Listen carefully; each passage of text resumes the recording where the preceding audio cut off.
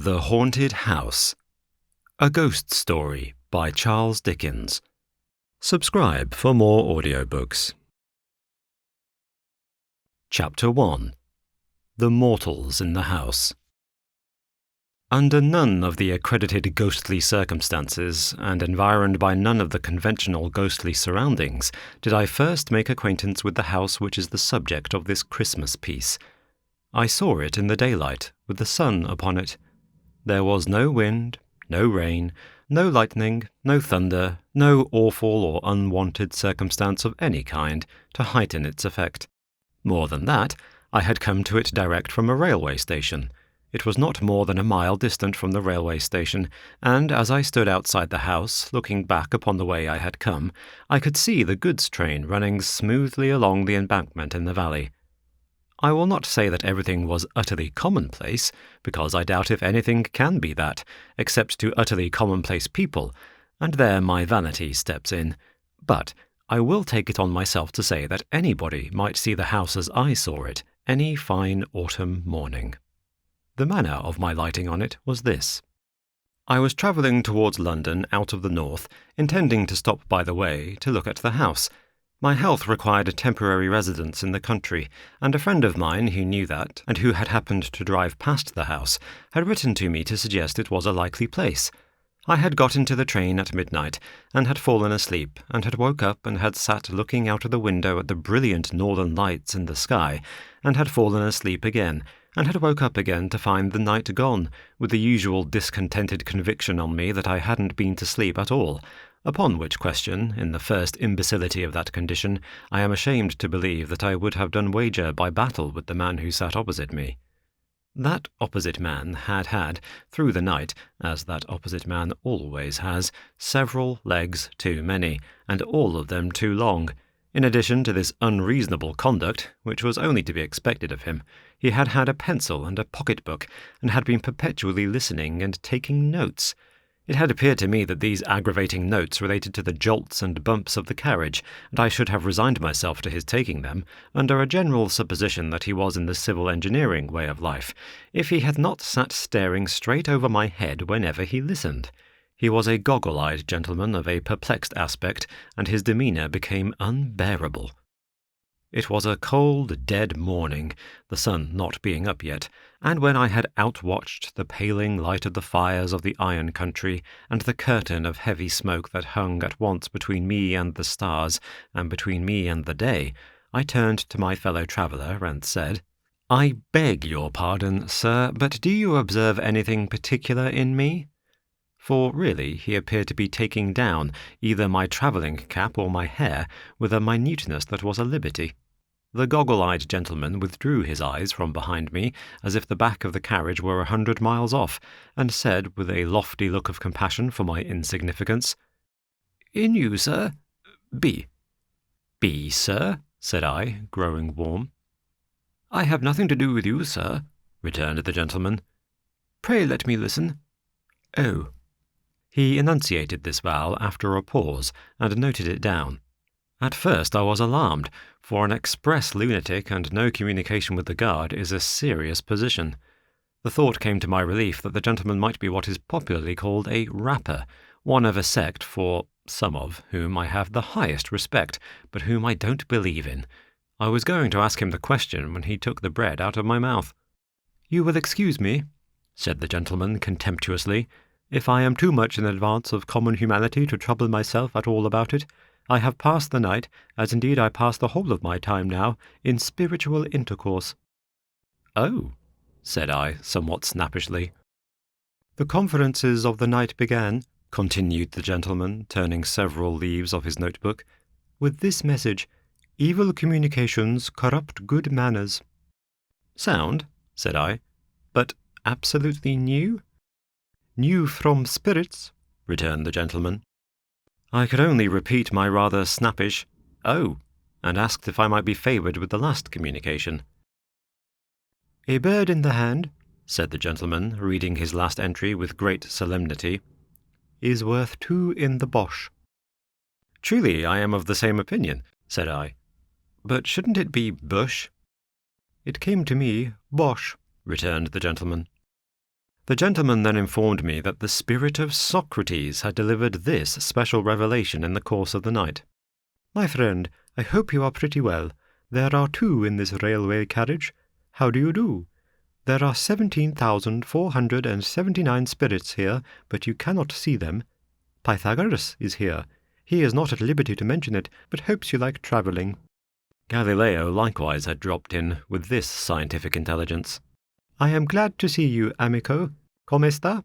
Water will freeze when it is cold enough. Addio." In the course of the night, also, the following phenomena had occurred. Bishop Butler had insisted on spelling his name Boobler, for which offence against orthography and good manners he had been dismissed as out of temper. John Milton, suspected of wilful mystification, had repudiated the authorship of Paradise Lost, and had introduced, as joint authors of that poem, 2 unknown gentlemen, respectively named Grungers and Scadgingtone. And Prince Arthur, nephew of King John of England, had described himself as tolerably comfortable in the 7th circle, where he was learning to paint on velvet under the direction of Mrs. Trimmer and Mary Queen of Scots. If this account should meet the eye of the gentleman who favoured me with these disclosures, I trust he will excuse my confessing that the sight of the rising sun and the contemplation of the magnificent order of the vast universe made me impatient of them. In a word, I was so impatient of them that I was mightily glad to get out at the next station, and to exchange these clouds and vapours for the free air of heaven. By that time it was a beautiful morning. As I walked away among such leaves as had already fallen from the golden, brown, and russet trees, and as I looked around me on the wonders of creation, and thought of the steady, unchanging, and harmonious laws by which they are sustained, the gentleman's spiritual intercourse seemed to me as poor a piece of journey work as ever this world saw. In which heathen state of mind, I came within view of the house, and stopped to examine it attentively. It was a solitary house, standing in a sadly neglected garden, a pretty even square of some 2 acres. It was a house of about the time of George II, as stiff, as cold, as formal, and in as bad taste as could possibly be desired by the most loyal admirer of the whole quartet of Georges. It was uninhabited, but had within a year or 2 been cheaply repaired to render it habitable. I say cheaply, because the work had been done in a surface manner, and was already decaying as to the paint and plaster, though the colours were fresh. A lopsided board drooped over the garden wall, announcing that it was to let on very reasonable terms, well furnished. It was much too closely and heavily shadowed by trees, and, in particular, there were 6 tall poplars before the front windows, which were excessively melancholy, and the site of which had been extremely ill chosen. It was easy to see that it was an avoided house, a house that was shunned by the village, to which my eye was guided by a church spire some half a mile off, a house that nobody would take, and the natural inference was that it had the reputation of being a haunted house. No period within the 24 hours of day and night is so solemn to me as the early morning. In the summer-time, I often rise very early, and repair to my room to do a day's work before breakfast, and I am always on those occasions deeply impressed by the stillness and solitude around me. Besides that, there is something awful in the being surrounded by familiar faces asleep, in the knowledge that those who are dearest to us, and to whom we are dearest, are profoundly unconscious of us, in an impassive state, anticipative of that mysterious condition to which we are all tending, the stopped life, the broken threads of yesterday, the deserted seat, the closed book, the unfinished but abandoned occupation. All are images of death. The tranquillity of the hour is the tranquillity of death. The colour and the chill have the same association. Even a certain air that familiar household objects take upon them when they first emerge from the shadows of the night into the morning, of being newer, and as they used to be long ago, has its counterpart in the subsidence of the worn face of maturity or age, in death, into the old, youthful look. Moreover, I once saw the apparition of my father at this hour. He was alive and well, and nothing ever came of it, but I saw him in the daylight, sitting with his back towards me, on a seat that stood beside my bed. His head was resting on his hand, and whether he was slumbering or grieving I could not discern. Amazed to see him there, I sat up, moved my position, leaned out of bed, and watched him. As he did not move, I spoke to him more than once. As he did not move then, I became alarmed and laid my hand upon his shoulder, as I thought, and there was no such thing.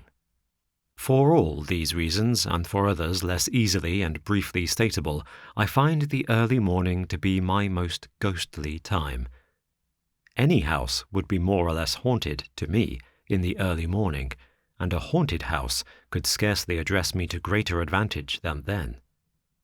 I walked on into the village, with the desertion of this house upon my mind, and I found the landlord of the little inn sanding his doorstep. I bespoke breakfast and broached the subject of the house. "Is it haunted?" I asked. The landlord looked at me, shook his head, and answered, "I say nothing." "Then it is haunted." "Well," cried the landlord, in an outburst of frankness that had the appearance of desperation, "I wouldn't sleep in it." "Why not?" "If I wanted to have all the bells in the house ring with nobody to ring 'em, and all the doors in the house bang with nobody to bang 'em, and all sorts of feet treading about with no feet there, why then," said the landlord, "I'd sleep in that house." "Is anything seen there?" The landlord looked at me again, and then, with his former appearance of desperation, called down his stable yard for "Ikey."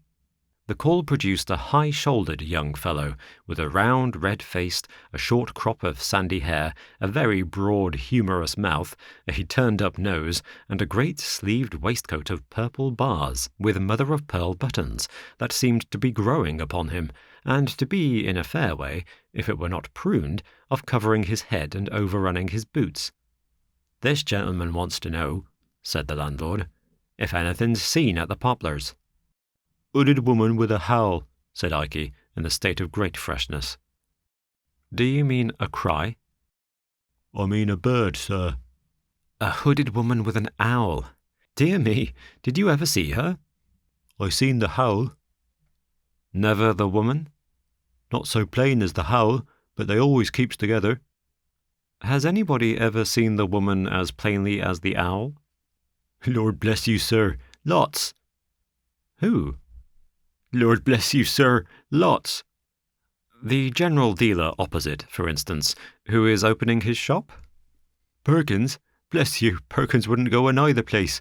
No," observed the young man, with considerable feeling. "He ain't overwise, Aunt Perkins, but he ain't such a fool as that."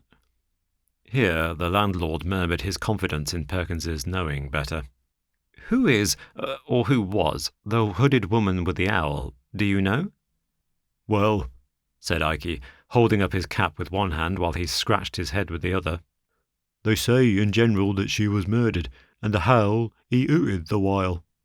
This very concise summary of the facts was all I could learn, except that a young man, as hearty and likely a young man as ever I see, had been took with fits and held down in them, after seeing the hooded woman. Also, that a personage, dimly described as "a hold chap, a sort of one-eyed tramp, answering to the name of Joby, unless you challenged him as Greenwood, and then he'd say, 'Why not?' and even as so, 'Mind your own business,' had encountered the hooded woman a matter of 5 or 6 times. But I was not materially assisted by these witnesses, inasmuch as the first was in California, and the last was, as Ikey said, and he was confirmed by the landlord, anywheres. Now, although I regard with a hushed and solemn fear the mysteries between which and this state of existence is interposed the barrier of the great trial and change that fall on all the things that live, and although I have not the audacity to pretend that I know anything of them, I can no more reconcile the mere banging of doors, ringing of bells, creaking of boards, and such like insignificances, with the majestic beauty and pervading analogy of all the divine rules that I am permitted to understand, than I had been able, a little while before, to yoke the spiritual intercourse of my fellow traveller to the chariot of the rising sun. Moreover, I had lived in 2 haunted houses, both abroad. In one of these, an old Italian palace, which bore the reputation of being very badly haunted indeed, and which had recently been twice abandoned on that account, I lived 8 months, most tranquilly and pleasantly, notwithstanding that the house had a score of mysterious bedrooms which were never used, and possessed in one large room in which I sat reading, times out of number at all hours, and next to which I slept, a haunted chamber of the first pretensions. I gently hinted these considerations to the landlord, and as to this particular house having a bad name, I reasoned with him, why, how many things had bad names undeservedly, and how easy it was to give bad names, and did he not think that if he and I were persistently to whisper in the village that any weird-looking old drunken tinker of the neighbourhood had sold himself to the devil, he would come in time to be suspected of that commercial venture? All this wise talk was perfectly ineffective with the landlord, I am bound to confess, and was as dead a failure as I ever made in my life. To cut this part of the story short, I was piqued about the haunted house, and was already half resolved to take it. So, after breakfast, I got the keys from Perkins's brother-in-law, a whip and harness maker who keeps the post office and is under submission to a most rigorous wife of the doubly seceding little Emmanuel persuasion, and went up to the house, attended by my landlord and by Ikey. Within, I found it, as I had expected, transcendently dismal. The slowly changing shadows waved on it from the heavy trees were doleful in the last degree. The house was ill-placed, ill-built, ill-planned, and ill-fitted. It was damp, it was not free from dry rot, there was a flavour of rats in it, and it was the gloomy victim of that indescribable decay which settles on all the work of man's hands whenever it's not turned to man's account. The kitchens and offices were too large and too remote from each other. Above stairs and below, waste tracts of passage intervened between patches of fertility represented by rooms, and there was a mouldy old cell with a green growth upon it, hiding like a murderous trap near the bottom of the back stairs under the double row of bells. One of these bells was labelled, on a black ground in faded white letters, Master B. This, they told me, was the bell that rang the most. Who was Master B? I asked. Is it known what he did while the owl hooted? Rang the bell, said Ikey. I was rather struck by the prompt dexterity with which this young man pitched his fur cap at the bell and rang it himself. It was a loud, unpleasant bell, and made a very disagreeable sound.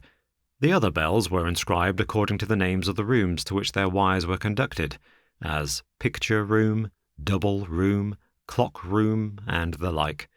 Following Master B.'s bell to its source, I found that young gentleman to have had but indifferent third-class accommodation in a triangular cabin under the cock-loft, with a corner fireplace, which Master B. must have been exceedingly small if he were ever able to warm himself at, and a corner chimney-piece like a pyramidal staircase to the ceiling for Tom Thumb. The papering of one side of the room had dropped down bodily, with fragments of plaster adhering to it, and almost blocked up the door. It appeared that Master B., in his spiritual condition, always made a point of pulling the paper down. Neither the landlord nor Ikey could suggest why he made such a fool of himself. Except that the house had an immensely large rambling loft at top, I made no other discoveries. It was moderately well furnished, but sparely. Some of the furniture, say a third, was as old as the house. The rest was of various periods within the last half-century. I was referred to a corn chandler in the market-place of the county town to treat for the house. I went that day, and I took it for 6 months. It was just the middle of October when I moved in with my maiden sister. I venture to call her 38. She is so very handsome, sensible, and engaging. We took with us a deaf stableman, my bloodhound Turk, 2 women servants, and a young person called an odd girl. I have reason to record of the attendant last enumerated, who was one of the St. Lawrence's Union female orphans, that she was a fatal mistake and a disastrous engagement. The year was dying early. The leaves were falling fast. It was a raw, cold day when we took possession, and the gloom of the house was most depressing. The cook, an amiable woman but of a weak turn of intellect, burst into tears on beholding the kitchen, and requested that her silver watch might be delivered over to her sister, 2 Tupping-Tox Gardens, Liggs Walk, Clapham Rise, in the event of anything happening to her from the damp. Streaker, the housemaid, feigned cheerfulness, but was the greater martyr. The odd girl, who had never been in the country, alone was pleased, and made arrangements for sowing an acorn in the garden outside the scullery window and rearing an oak.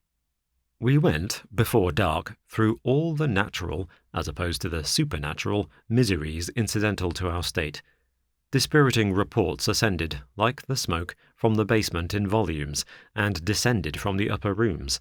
There was no rolling pin, there was no salamander, which failed to surprise me, for I don't know what it is. There was nothing in the house. What there was broken. The last people must have lived like pigs. What could the meaning of the landlord be? Through these distresses, the odd girl was cheerful and exemplary, but within 4 hours after dark we had got into a supernatural groove, and the odd girl had seen eyes and was in hysterics. My sister and I had agreed to keep the haunting strictly to ourselves, and my impression was, and still is, that I had not left Ikey, when he helped to unload the cart, alone with the women, or any one of them, for 1 minute. Nevertheless, as I say, the odd girl had seen eyes, no other explanation could ever be drawn from her, before 9, and by 10 o'clock had had as much vinegar applied to her as would pickle a handsome salmon.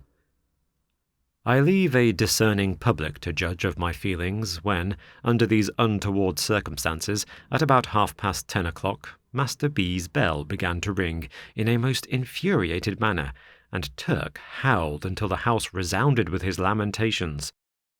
I hope I may never again be in a state of mind so unchristian as the mental frame in which I lived for some weeks, respecting the memory of Master B. Whether his bell was rung by rats, or mice, or bats, or wind, or what other accidental vibration, or sometimes by one cause, sometimes another, and sometimes by collusion, I don't know, but certain it is that it did ring 2 nights out of 3, until I conceived the happy idea of twisting Master B.'s neck, in other words, breaking his bell short off, and silencing that young gentleman, as to my experience and belief, forever. But by that time the odd girl had developed such improving powers of catalepsy that she had become a shining example of that very inconvenient disorder. She would stiffen, like a Guy Fawkes endowed with unreason, on the most irrelevant occasions. I would address the servants in a lucid manner, pointing out to them that I had painted Master B.'s room and balked the paper, and taken Master B.'s bell away and balked the ringing, and if they could suppose that that confounded boy had lived and died to clothe himself with no better behaviour than would most unquestionably have brought him and the sharpest particles of a birch broom into close acquaintance in the present imperfect state of existence, could they also suppose a mere poor human being, such as I was, capable by those contemptible means of counteracting and limiting the powers of the disembodied spirits of the dead, or of any spirits? I say I would become emphatic and cogent, not to say rather complacent, in such an address, when it would all go for nothing by reason of the odd girl's suddenly stiffening from the toes upward and glaring among us like a parochial petrifaction. Streaker, the housemaid, too, had an attribute of a most discomforting nature. I am unable to say whether she was of an usually lymphatic temperament, or what else was the matter with her, but this young woman became a mere distillery for the production of the largest and most transparent tears I ever met with. Combined with these characteristics was a peculiar tenacity of hold in those specimens, so that they didn't fall, but hung upon her face and nose. In this condition, and mildly and deplorably shaking her head, her silence would throw me more heavily than the admirable Crichton could have done in a verbal disputation for a purse of money.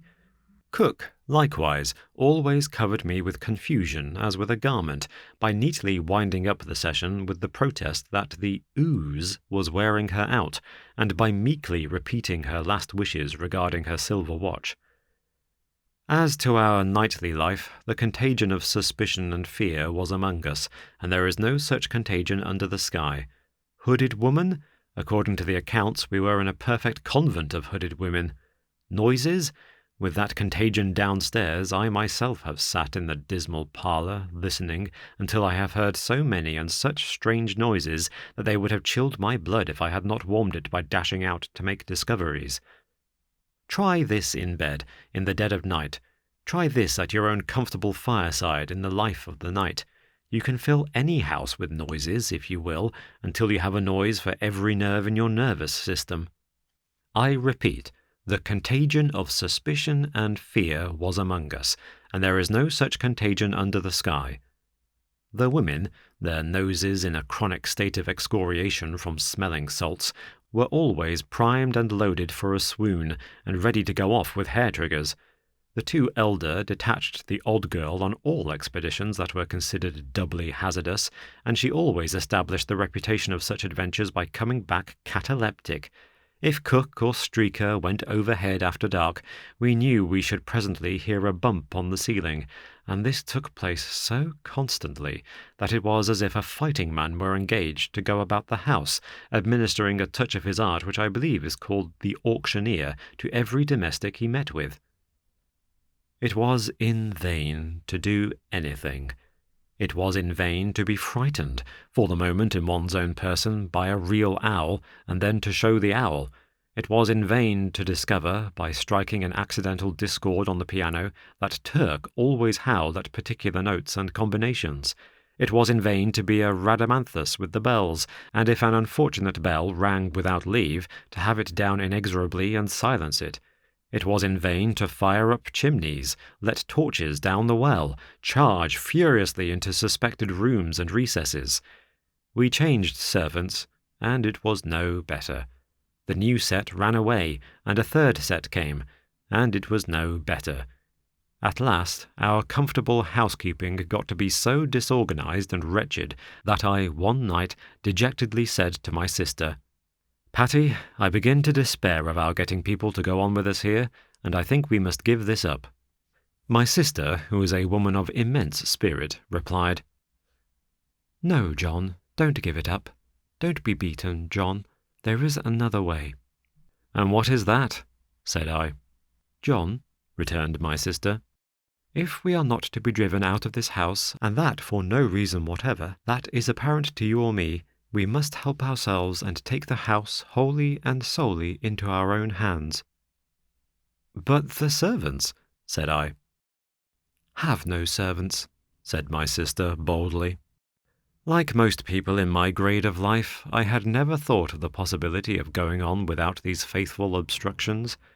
The notion was so new to me when suggested that I looked very doubtful.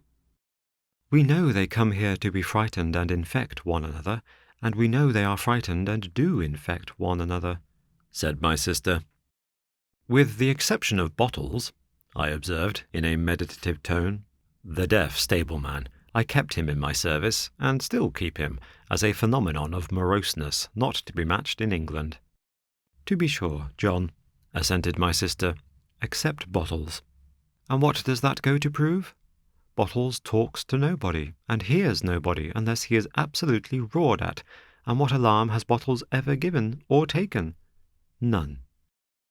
This was perfectly true. The individual in question having retired every night at 10 o'clock to his bed over the coach-house with no other company than a pitchfork and a pail of water. That the pail of water would have been over me and the pitchfork through me if I had put myself without announcement in Bottles' way after that minute, I had deposited in my own mind as a fact worth remembering. Neither had Bottles ever taken the least notice of any of our many uproars. An imperturbable and speechless man, he had sat at his supper with Streaker present in a swoon, and the odd girl Marble, and had only put another potato in his cheek, or profited by the general misery to help himself to beefsteak pie. "And so," continued my sister, "I exempt Bottles, and considering, John, that the house is too large, and perhaps too lonely to be kept well in hand by Bottles, you, and me, I propose that we cast about among our friends for a certain selected number of the most reliable and willing, form a society here for 3 months, wait upon ourselves and one another, live cheerfully and socially, and see what happens." I was so charmed with my sister that I embraced her on the spot, and went into her plan with the greatest ardour. We were then in the 3rd week of November. But we took our measures so vigorously, and were so well seconded by the friends in whom we confided, that there was still a week of the month unexpired when our party all came down together merrily and mustered in the haunted house. I will mention, in this place, 2 small changes that I made while my sister and I were yet alone. It occurring to me as not improbable that Turk howled in the house at night partly because he wanted to get out of it, I stationed him in his kennel outside, but unchained, and I seriously warned the village that any man who came in his way must not expect to leave him without a rip in his own throat. Then I casually asked Ike if he were a judge of a gun. On his saying, "Yes, sir, I knows a good gun when I sees her," I begged the favour of his stepping up to the house and looking at mine. "She's a true one, sir," said Ike, after inspecting a double-barrelled rifle that I bought in New York a few years ago. "No mistake about her, sir." "Ike," said I, "don't mention it. I have seen something in this house." "No, sir?" he whispered, greedily opening his eyes. "Hooded lady, sir?" "Don't be frightened," said I. "It was a figure rather like you." "Lord, sir?"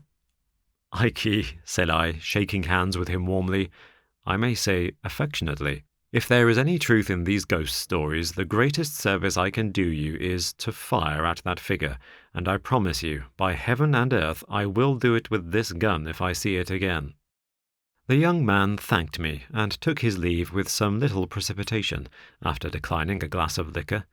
I imparted my secret to him because I had never quite forgotten his throwing his cap at the bell, because I had, on another occasion, noticed something very like a fur cap lying not far from the bell one night when it had burst out ringing, and because I had remarked that we were at our ghostliest whenever he came up in the evening to comfort the servants. Let me do Ike no injustice. He was afraid of the house, and believed in its being haunted, and yet he would play false on the haunting side, so surely as he got an opportunity. The odd girl's case was exactly similar. She went about the house in a state of real terror, and yet lied monstrously and wilfully, and invented many of the alarms she spread, and made many of the sounds we heard. I had had my eye on the 2, and I know it.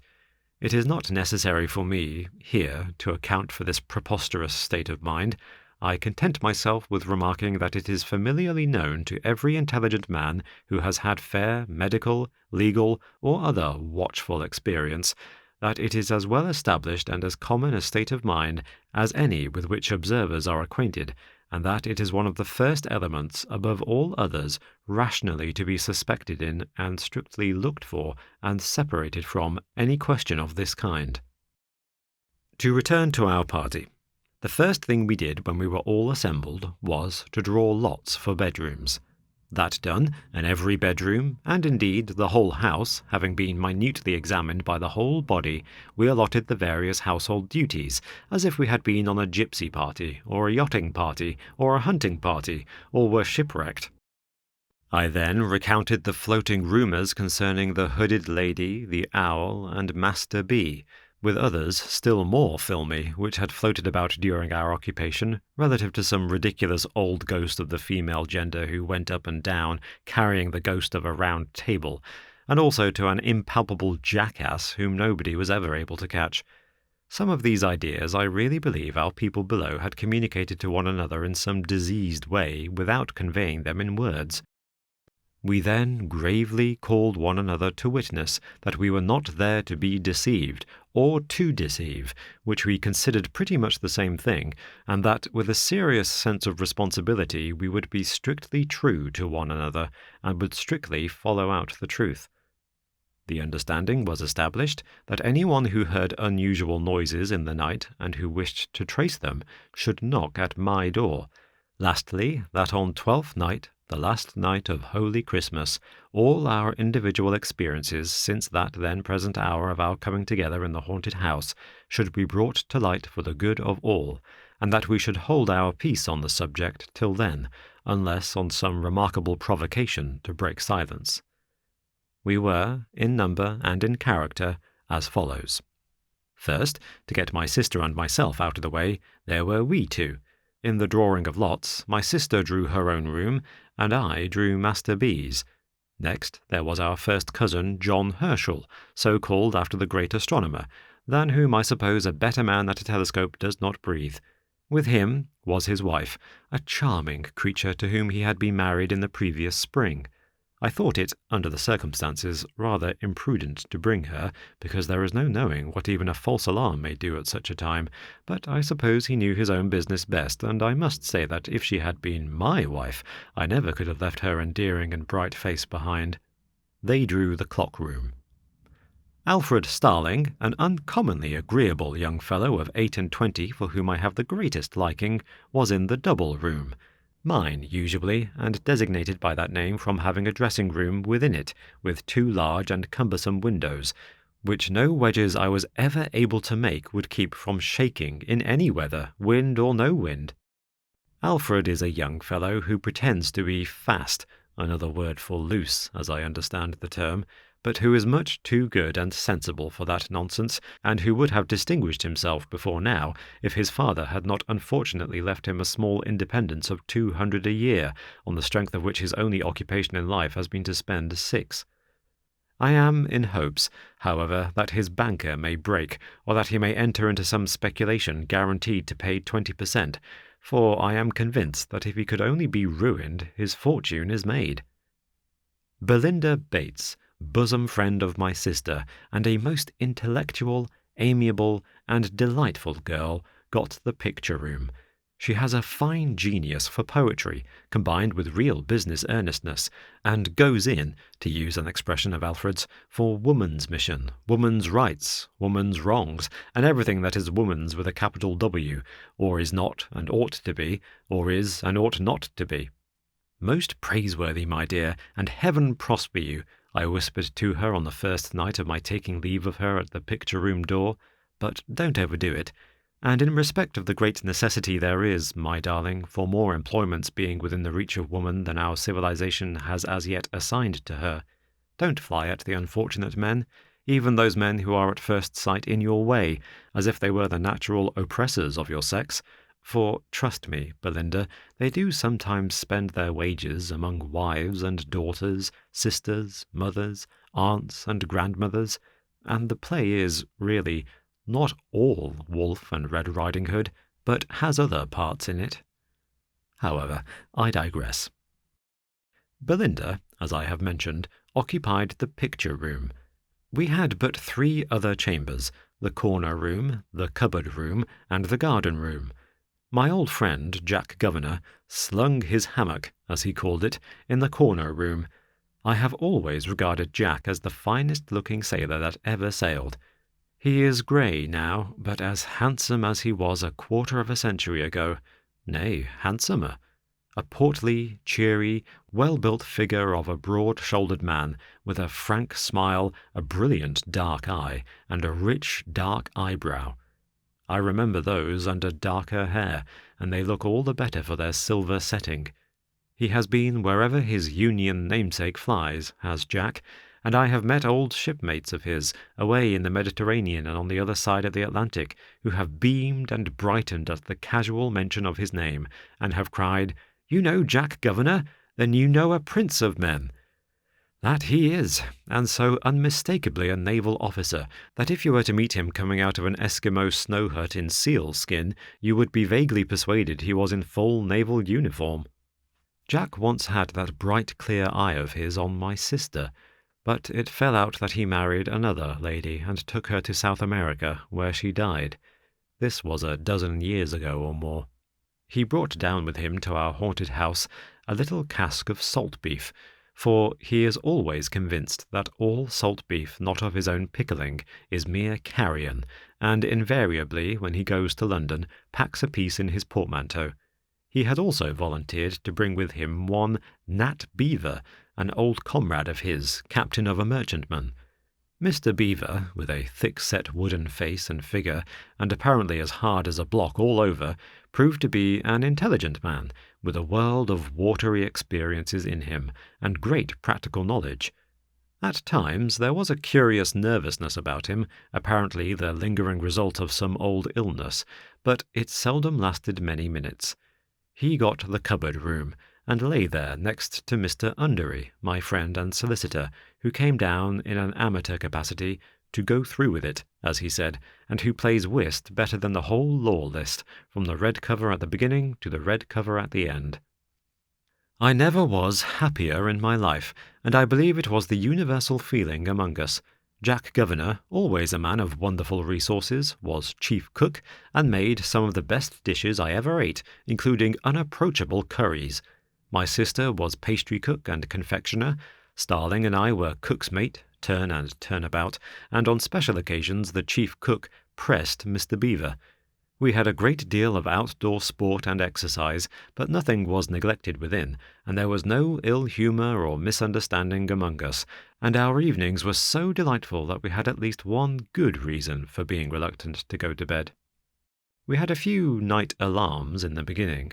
On the first night, I was knocked up by Jack with a most wonderful ship's lantern in his hand, like the gills of some monster of the deep, who informed me that he was going aloft to the main truck to have the weathercock down.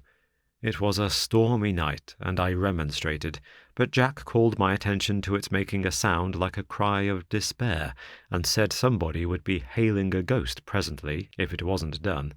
So up to the top of the house, where I could hardly stand for the wind, we went, accompanied by Mr. Beaver, and there Jack, lantern and all, and with Mr. Beaver after him, swarmed up to the top of a cupola, some 24 feet above the chimneys, and stood upon nothing particular, coolly knocking the weathercock off, until they both got into such good spirits with the wind and the height, that I thought they would never come down. Another night they turned out again, and had a chimney cowl off. Another night they cut a sobbing and gulping water-pipe away. Another night they found out something else. On several occasions they both, in the coolest manner, simultaneously dropped out of their respective bedroom windows, hand over hand by their counterpanes, to overhaul something mysterious in the garden. The engagement among us was faithfully kept, and nobody revealed anything. All we knew was, if any one's room were haunted, no one looked the worse for it. Chapter 2. The Ghost in Master B.'s Room. When I established myself in the triangular garret which had gained so distinguished a reputation, my thoughts naturally turned to Master B. My speculations about him were uneasy and manifold. Whether his Christian name was Benjamin, Bisextile, from his having been born in leap year, Bartholomew, or Bill. Whether the initial letter belonged to his family name, and that was Baxter, Black, Brown, Barker, Buggins, Baker, or Bird. Whether he was a foundling, and had been baptized B. Whether he was a lion-hearted boy, and B was short for Briton or for Bull. Whether he could possibly have been kith and kin to an illustrious lady who brightened my own childhood, and had come of the blood of the brilliant Mother Bunch. With these profitless meditations I tormented myself much. I also carried the mysterious letter into the appearance and pursuits of the deceased, wondering whether he dressed in blue, wore boots, he couldn't have been bald, was a boy of brains, liked books, was good at bowling, had any skill as a boxer, even in his buoyant boyhood bathed from a bathing machine at Bognor, Bangor, Bournemouth, Brighton, or Broadstairs, like a bounding billiard ball. So, from the first, I was haunted by the letter B. It was not long before I remarked that I never, by any hazard, had a dream of Master B, or of anything belonging to him. But the instant I awoke from sleep, at whatever hour of the night, my thoughts took him up and roamed away, trying to attach his initial letter to something that would fit it and keep it quiet. For 6 nights I had been worried this in Master B.'s room, when I began to perceive that things were going wrong. The first appearance that presented itself was early in the morning, when it was but just daylight, and no more. I was standing shaving at my glass, when I suddenly discovered, to my consternation and amazement, that I was shaving, not myself, I am 50, but a boy, apparently Master B. I trembled and looked over my shoulder. Nothing there. I looked again in the glass, and distinctly saw the features and expression of a boy who was shaving, not to get rid of a beard, but to get one. Extremely troubled in my mind, I took a few turns in the room and went back to the looking-glass, resolved to steady my hand and complete the operation in which I had been disturbed. Opening my eyes, which I had shut while recovering my firmness, I now met in the glass, looking straight at me, the eyes of a young man of 4 or 25. Terrified by this new ghost, I closed my eyes and made a strong effort to recover myself. Opening them again, I saw, shaving his cheek in the glass, my father, who has long been dead. Nay, I even saw my grandfather too, whom I never did see in my life. Although naturally much affected by these remarkable visitations, I determined to keep my secret until the time agreed upon for the present general disclosure. Agitated by a multitude of curious thoughts, I retired to my room that night, prepared to encounter some new experience of a spectral character. Nor was my preparation needless, for, waking from an uneasy sleep at exactly 2 o'clock in the morning, what were my feelings to find that I was sharing my bed with the skeleton of Master B. I sprang up, and the skeleton sprang up also.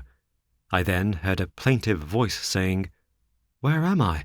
What is become of me?" and, looking hard in that direction, perceived the ghost of Master B. The young spectre was dressed in an obsolete fashion, or rather, was not so much dressed as put into a case of inferior pepper and salt cloth, made horrible by means of shining buttons. I observed that these buttons went in a double row over each shoulder of the young ghost, and appeared to descend his back. He wore a frill round his neck. His right hand, which I distinctly noticed to be inky, was laid upon his stomach, connecting this action with some feeble pimples on his countenance and his general air of nausea. I concluded this ghost to be the ghost of a boy who had habitually taken a great deal too much medicine. "Where am I?" said the little spectre in a pathetic voice. "And why was I born in the calomel days, and why did I have all that calomel given me?" I replied, with sincere earnestness, that upon my soul I couldn't tell him. "Where is my little sister?" said the ghost, "and where my angelic little wife, and where is the boy I went to school with?"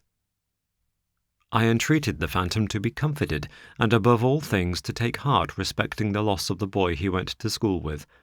I represented to him that probably that boy never did, within human experience, come out well when discovered. I urged that I myself had, in later life, turned up several boys whom I went to school with, and none of them had at all answered.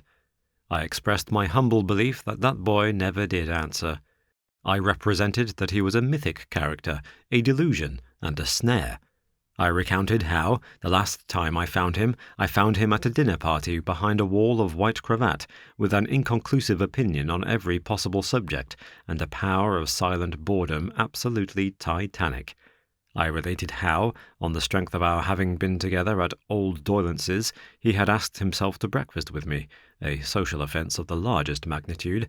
How, fanning my weak embers of belief in Doylance's boys, I had let him in, and how he had proved to be a fearful wanderer about the earth, pursuing the race of Adam with inexplicable notions concerning the currency, and with a proposition that the Bank of England should, on pain of being abolished, instantly strike off and circulate God knows how many thousand millions of 10 and 6-penny notes. The ghost heard me in silence, and with a fixed stare. "Barber!" it apostrophized me when I had finished. "Barber?" I repeated, for I am not of that profession. "Condemned," said the ghost, "to shave a constant change of customers. Now me, now a young man, now thyself as thou art, now thy father, now thy grandfather. Condemned, too, to lie down with a skeleton every night, and to rise with it every morning." I shuddered on hearing this dismal announcement. "Barber, pursue me!" I had felt, even before the words were uttered, that I was under a spell to pursue the phantom. I immediately did so, and was in Master B.'s room no longer. Most people know what long and fatiguing night journeys had been forced upon the witches who used to confess, and who, no doubt, told the exact truth, particularly as they were always assisted with leading questions, and the torture was always ready. I asseverate that, during my occupation of Master B.'s room, I was taken by the ghost that haunted it on expeditions fully as long and wild as any of those.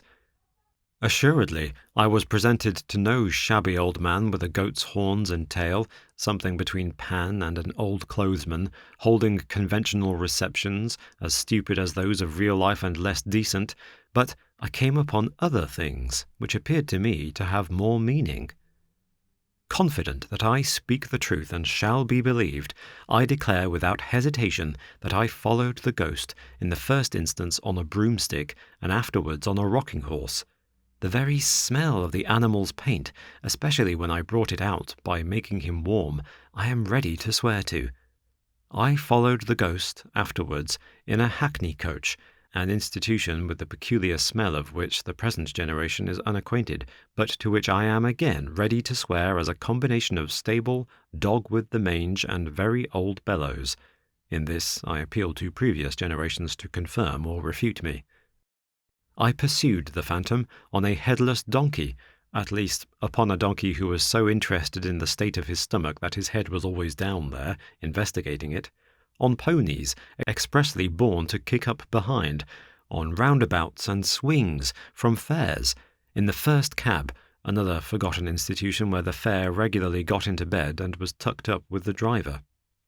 Not to trouble you with a detailed account of all my travels in pursuit of the ghost of Master B, which were longer and more wonderful than those of Sinbad the Sailor, I will confine myself to one experience from which you may judge of many. I was marvellously changed.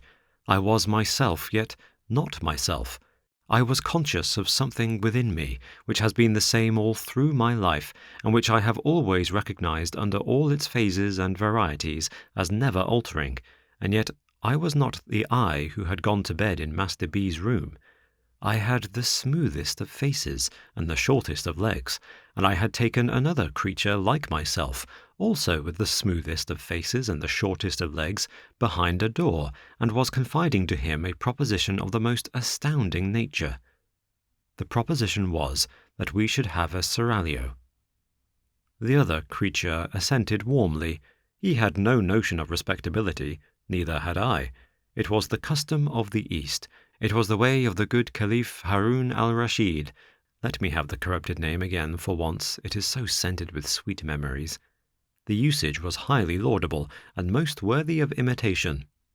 "Oh yes, let us," said the other creature with a jump, "have a seraglio." It was not because we entertained the faintest doubts of the meritorious character of the Oriental establishment we proposed to import that we perceived it must be kept a secret from Miss Griffin. It was because we knew Miss Griffin to be bereft of human sympathies and incapable of appreciating the greatness of the great Haroun. Mystery impenetrably shrouded from Miss Griffin, then, let us entrust it to Miss Buell. We were 10 in Miss Griffin's establishment by Hampstead Ponds, 8 ladies and 2 gentlemen. Miss Buell, whom I judged to have attained the ripe age of 8 or 9, took the lead in society. I opened the subject to her in the course of the day, and proposed that she should become the favourite. Miss Buell, after struggling with the diffidence so natural to, and charming in, her adorable sex, expressed herself as flattered by the idea, but wished to know how it was proposed to provide for Miss Pipson. Miss Buell, who was understood to have vowed towards that young lady a friendship, halves, and no secrets until death, on the church service and lessons complete in 2 volumes with case and lock, Miss Buell said she could not, as the friend of Pipson, disguise from herself or me that Pipson was not one of the common. Now, Miss Pipson, having curly hair and blue eyes, which was my idea of anything mortal and feminine that was called fair, I promptly replied that I regarded Miss Pipson in the light of a fair Circassian. "And what then?" Miss Buell pensively asked. I replied that she must be unveiled by a merchant, brought to me veiled, and purchased as a slave. The other creature had already fallen into the second male place in the state, and was set apart for Grand Vizier. He afterwards resisted this disposal of events, but had his hair pulled until he yielded. "Shall I not be jealous?" Miss Buell inquired, casting down her eyes. "Zobeide, no," I replied. "You will ever be the favourite sultana. The first place in my heart and on my throne will be ever yours." Miss Buell, upon that assurance, consented to propound the idea to her 7 beautiful companions. It occurring to me in the course of the same day that we knew we could trust a grinning and good-natured soul called Tabby, who was the serving drudge of the house and had no more figure than one of the beds, and upon whose face there was always more or less black lead, I slipped into Miss Buell's hand after supper a little note to that effect, dwelling on the black lead as being in a manner deposited by the finger of Providence, pointing Tabby out for Mesrour, the celebrated chief of the blacks of the harem. There were difficulties in the formation of the desired institution, as there are in all combinations.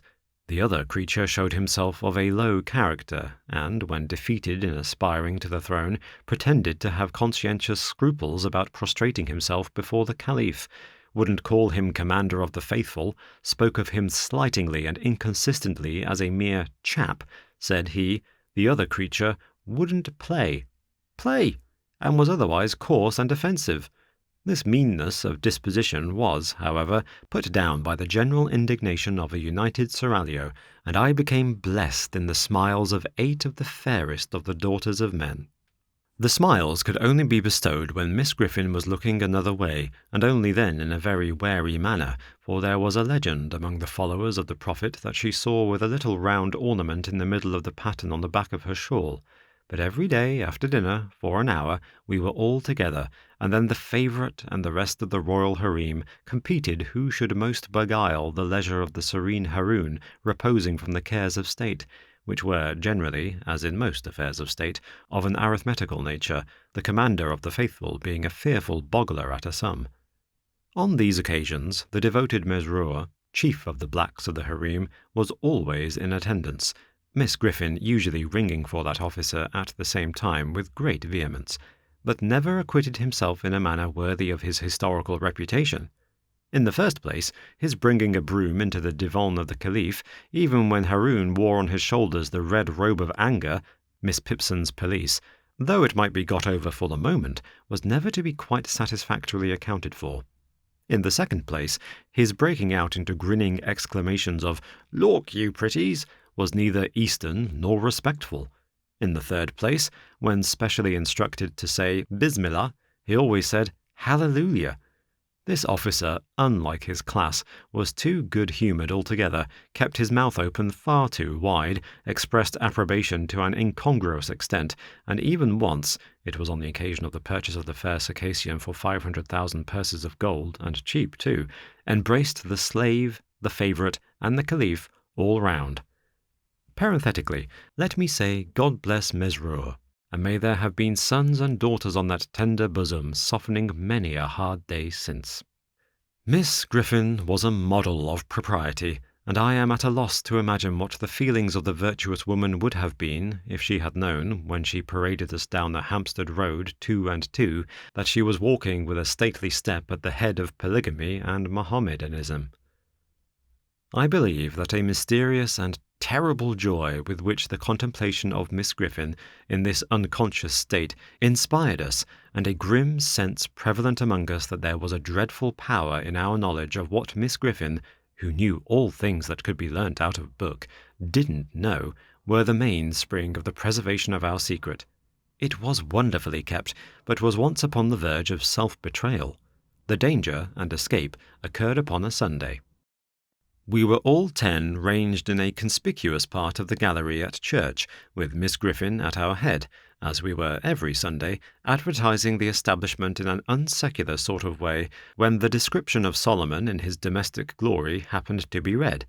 The moment that monarch was thus referred to, conscience whispered me, "Thou too, Haroun." The officiating minister had a cast in his eye, and it assisted conscience by giving him the appearance of reading personally at me. A crimson blush, attended by a fearful perspiration, suffused my features. The Grand Vizier became more dead than alive, and the whole seraglio reddened as if the sunset of Baghdad shone direct upon their lovely faces. At this portentous time, the awful Griffin rose, and balefully surveyed the children of Islam. My own impression was that Church and State had entered into a conspiracy with Miss Griffin to expose us, and that we should all be put into white sheets and exhibited in the centre aisle. But so westerly, if I may be allowed the expression, as opposite to Eastern associations, was Miss Griffin's sense of rectitude, that she merely suspected apples, and we were saved. I have called the seraglio United, upon the question solely whether the commander of the faithful durst exercise a right of kissing in that sanctuary of the palace where its peerless inmates divided. Zobeide answered a counter-right in the favourite to scratch, and the fair Circassian put her face, for refuge, into a green baize bag originally designed for books. On the other hand, a young antelope of transcendent beauty from the fruitful plains of Camden Town, whence she had been brought by traders in the half-yearly caravan that crossed the intermediate desert after the holidays, held more liberal opinions, but stipulated for limiting the benefit of them to that dog, and son of a dog, the Grand Vizier, who had no rights and was not in question. At length the difficulty was compromised by the installation of a very youthful slave as deputy. She, raised upon a stool, officially received upon her cheeks the salutes intended by the gracious Haroun for other sultanas, and was privately rewarded from the coffers of the ladies of the harem. And now it was, at the full height of enjoyment of my bliss, that I became heavily troubled. I began to think of my mother, and what she would say to my taking home at midsummer 8 of the most beautiful of the daughters of men, but all unexpected. I thought of the number of beds we made up at our house, of my father's income, and of the baker, and my despondency redoubled. The seraglio and malicious vizier, divining the cause of their lord's unhappiness, did their most to augment it. They professed unbounded fidelity, and declared that they would live and die with him. Reduced to the utmost wretchedness by these protestations of attachment, I lay awake, for hours at a time, ruminating on my frightful lot. In my despair, I think I might have taken an early opportunity of falling on my knees before Miss Griffin, avowing my resemblance to Solomon, and praying to be dealt with according to the outraged laws of my country, if an unthought-of means of escape had not opened before me.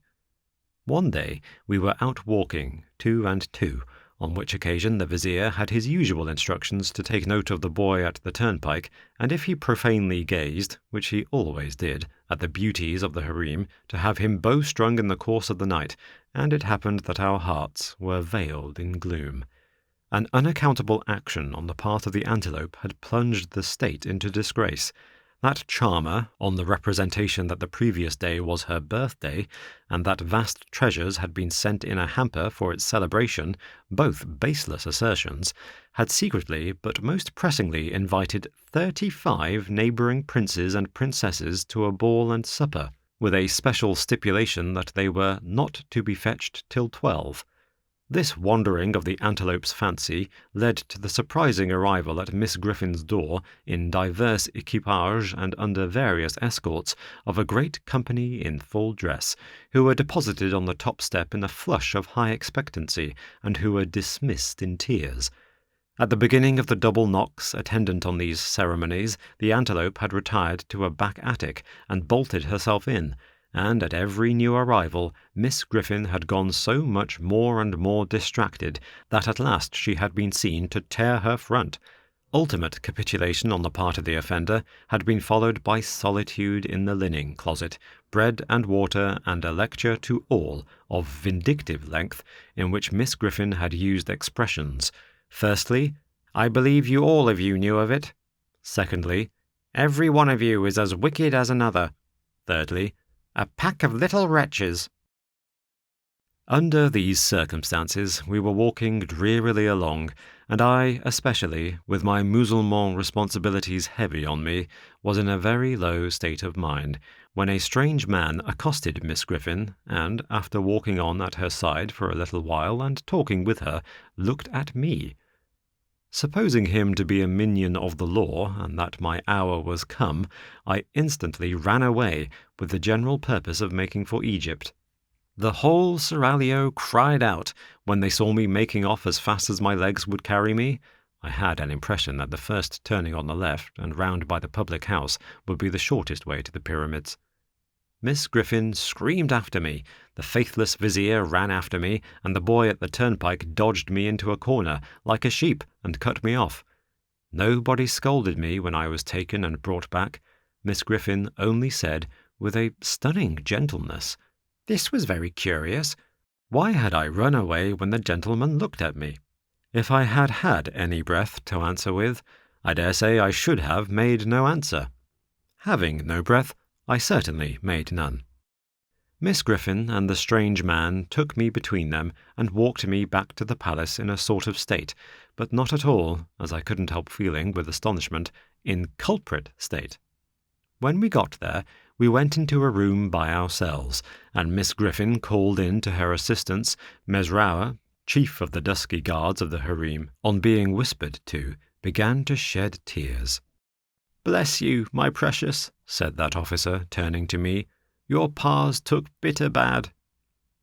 I asked, with a fluttered heart, "Is he very ill?" "Lord temper the wind to you, my lamb," said the good Mesrour, kneeling down, that I might have a comforting shoulder for my head to rest on. "Your pa's dead." Harun al-Rashid took to flight at the words. The seraglio vanished. From that moment I never again saw one of the 8 of the fairest of the daughters of men. I was taken home, and there was debt at home as well as death, and we had a sale there. My own little bed was so superciliously looked upon by a power unknown to me, hazily called the trade, that a brass coal scuttle, a roasting jack, and a bird cage were obliged to be put into it to make a lot of it, and then it went for a song. So I heard mentioned, and I wondered what song, and thought what a dismal song it must have been to sing. Then I was sent to a great, cold, bare school of big boys, where everything to eat and wear was thick and clumpy, without being enough, where everybody, large and small, was cruel, where the boys knew all about the sale before I got there, and asked me what I had fetched, and who had bought me, and hooted at me, "Going, going, gone!" I never whispered in that wretched place that I had been Harun, or had had a seraglio, for I knew that if I mentioned my reverses, I should be so worried that I should have to drown myself in the muddy pond near the playground, which looked like the beer. Ah me, ah me! No other ghost has haunted the boys' room, my friends, since I have occupied it, than the ghost of my own childhood, the ghost of my own innocence, the ghost of my own airy belief. Many a time have I pursued the phantom, never with this man's stride of mine to come up with it, never with these man's hands of mine to touch it, never more to this man's heart of mine to hold it in its purity. And here you see me working out, as cheerfully and thankfully as I may, my doom of shaving in the glass a constant change of customers, and of lying down and rising up with the skeleton allotted to me for my mortal companion.